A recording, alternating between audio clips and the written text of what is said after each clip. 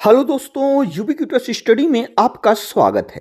आज की current news है। हाल ही में चर्चा में रही ऑन द एज गैलरी, जिसे अंतरराष्ट्रीय पुरस्कार मिला है, किस विषय पर आधारित है? तो दोस्तों, जो ऑन द एज है, इसको अभी हाल ही में एक अंतरराष्ट्रीय पुरस्कार जिसका नाम है सिमुसेट, यह जो है प्रदान किया गया है। तो यह किस विषय पर आधारित है? तो दोस्तों, यह जलवायु परिवर्तन यानी कि क्लाइमेट चेंज पर आधारित है। ऑप्शन बी इसका सही हो जाएगा। आइए इसको हम लोग डिटेल्स में देख लेते हैं। दोस्तों, हाल ही में चर्चा में रही ऑन द एज गैलरी जलवायु परिवर्तन के गंभीर और संवेदनशील विषय पर आधारित है। यह गैलरी कोलकाता स्थित साइंस सिटी में स्थापित की गई है, जो राष्ट्रीय विज्ञान संग्रहालय परिषद के अंतर्गत आती है। इसी प्रकार से दोस्तों, अगर हम ऑन द एज गैलरी की बात करें तो इसका मुख्य उद्देश्य आम जनता, विशेषकर युवाओं को जलवायु संकट के वैज्ञानिक तथ्यों, इसके वैश्विक प्रभावों और भविष्य की चुनौतियों से अवगत कराना है। यह गैलरी केवल सूचना नहीं देती, बल्कि इंटरैक्टिव प्रदर्शनों, इमर्सिंग ग्राफिक्स और डिजिटल अनुभवों के माध्यम से आगंतुकों को समाधान का हिस्सा बनाने के लिए प्रेरित करती है। कहने का मतलब यह है कि दोस्तों, हम लोगों को पता है कि अभी जो वर्तमान की स्थिति है, विश्व भर में जलवायु परिवर्तन बहुत तेजी से हो रहा है, जिससे दोस्तों आने वाले समय में यह बहुत बड़ा खतरा मंडरा रहा है। तो इन सभी चीजों को दोस्तों आम जनता तक, विशेषकर जो युवा वर्ग हैं, उन तक पहुंचाने के लिए एक गैलरी बनाई गई है, जहां पर आम जनता और युवा वहां पर जाके इसके बारे में गंभीरता से लेंगे, इसको समझेंगे। आप लोग देख सकते हैं कि जो ऑन द एज है, इसके आगे एक क्वेश्चन मार्क लगा है, तो इसका बहुत बड़ा महत्व है जो क्वेश्चन मार्क लगा है। तो जो ऑन द एज है, इसका हिंदी अर्थ होता है किनारे पर, और इसमें जो क्वेश्चन मार्क लगा है, यह प्रश्नवाचक चिन्ह जलवायु संकट की गंभीरता,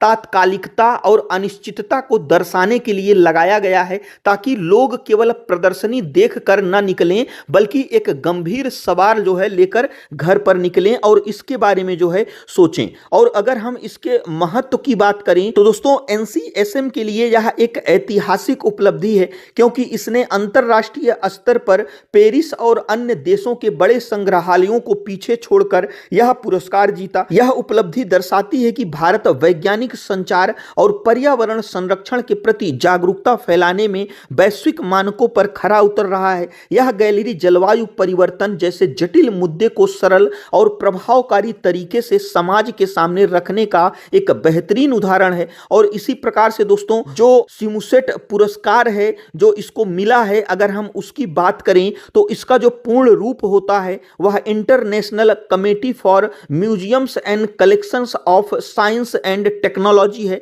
यह संग्रहालय जगत में विज्ञान और प्रौद्योगिकी के प्रचार प्रसार के लिए दिया जाने वाला एक अत्यंत प्रतिष्ठित अंतरराष्ट्रीय सम्मान है। अगर हम इसके संबद्धता की बात करें तो दोस्तों, यह आईकॉम, जिसका फुल फॉर्म होता है इंटरनेशनल काउंसिल ऑफ म्यूजियम्स, की एक अंतरराष्ट्रीय समिति है जो यूनेस्को के साथ औपचारिक संबंध रखती है। दोस्तों, आईकॉम का अभी हाल ही में दुबई में 27वां सम्मेलन हुआ था, और इसी सम्मेलन में आईकॉम की एक समिति है, इसी समिति के द्वारा इस सम्मेलन में सिमुसेट पुरस्कार ऑन द एज गैलरी को प्रदान किया गया। इसी प्रकार से यह पुरस्कार उन संग्रहालयों, विज्ञान केंद्रों या संस्थानों को दिया जाता है जो मुख्य रूप से विज्ञान और तकनीक के क्षेत्र में नवाचार को बढ़ावा देते हैं। इसी के साथ जटिल वैश्विक मुद्दों जैसे जलवायु परिवर्तन, स्वास्थ्य, ऊर्जा पर समाज में जागरूकता फैलाते हैं, शिक्षा और सार्वजनिक भागीदारी के लिए